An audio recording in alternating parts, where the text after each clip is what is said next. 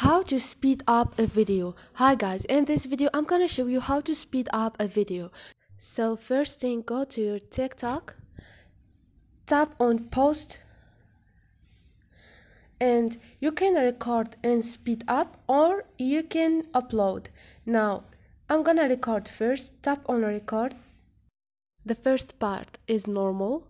Now the second part, I'm gonna tap on the second choice, which is speed. Now I'm gonna tap on 2 and I'm gonna record the second part. Now the second part is faster than normal. Now I'm gonna tap on 0.5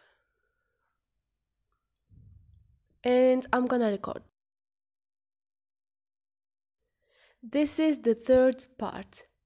Now the third part is slow. You choose what you want to do in your video. Now tap on check icon. Now this is the video. You can tap next and post the video.